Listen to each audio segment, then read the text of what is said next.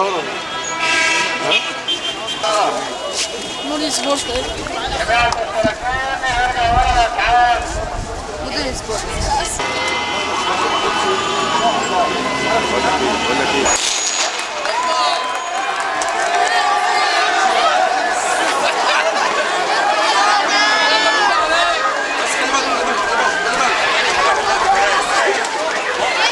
من هنا من الإسكندرية ماراثون وانطلاق القدس لنا وضد تهويد القدس. نعم، يعني هي صرخة قوية بنبعثها إلى العالم كله، بنتضامن مع كل إخواتنا في البلاد العربية، مع كل إخواتنا في مصر. إحنا بنصرخ جميعا القدس لنا وستبقى لنا، ومهما طال التاريخ فإننا لن ننسى قضيتنا، وبإيماننا بالله وبإيماننا بأمتنا العربية وبإيماننا بقدرتنا على أن نحقق هذا النصر إن شاء الله، فستكون القدس لنا شاءوا أم رفضوا. رغم الظروف الصعبة اللي بتمر بها البلاد، ولكن شايف استجابة اسكندرية. طبعا استجابة اسكندرية رائعة، احنا يعني بنشكر كل اهل اسكندريه وبنشكر حماسهم الحقيقي هذه القضيه، وبنقول للاجيال الجديده اهو شاركوا الاجيال القديمه اللي هي عاشت هذه القضيه بكل احاسيسها.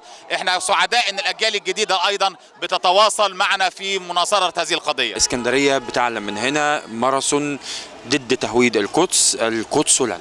احنا في البدايه طبعا بنشكر المجلس القومي للرياضه بقياده الدكتور عماد البناني اللي وفر لنا هذا الماراثون على مستوى الجمهوريه، ومن ضمنها محافظه اسكندريه. الحمد لله محافظه اسكندريه كما تشاهد حضرتك في كم هائل من الناس موجودين عشان ياكدوا الرساله اللي احنا المفروض ناكدها للعالم كله، للدول العربيه وللعالم، ان احنا القدس فعلا قدس عربيه وسوف تظل عربيه، ولا نتهاون في شبر واحد من ارض القدس، لان القدس دوت هي مقدسات المسلمين، مقدسات الاخوه المسيحيين، مقدساتنا كلنا كعرب. هذه المناسبة هي تعبير على أن القدس هي عربية، وهي موجودة في قلب كل إنسان عربي، وهي رسالة للإسرائيليين المحتلين لهذه الأرض أن هذه القدس لن تنسى عربيا أو إسلاميا أو مسيحيا، وأنها ستتوارث من جيل إلى جيل. وكما تشهدون هنا أن الأجيال الصغيرة هي التي تحيي هذه الفعالية،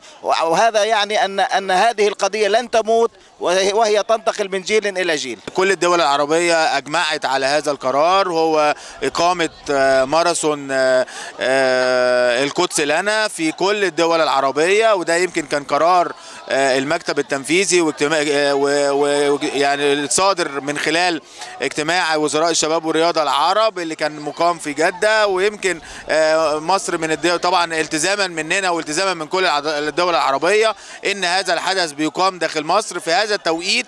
احنا موجودين جوه اسكندرية كل محافظات مصر، ويمكن النهارده في 11 محافظة. خلال الاسبوع ده كله هيبقى فيه مشاركات من كل المحافظات، ان احنا النهارده في 11 محافظة بيقوموا بنفس الحدث مشاركة منا للدولة الشقيقة الدولة الفلسطينية، وتأييدا لان احنا فعلا وحدة عربية.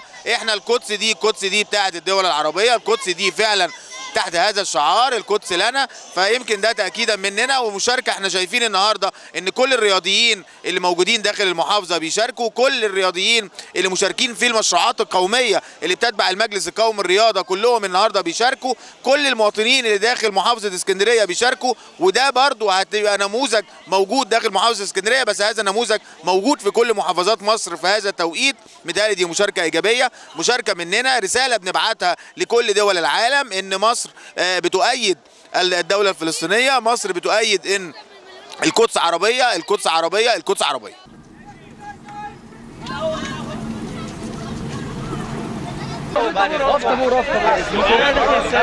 يا عم سيدي شهادة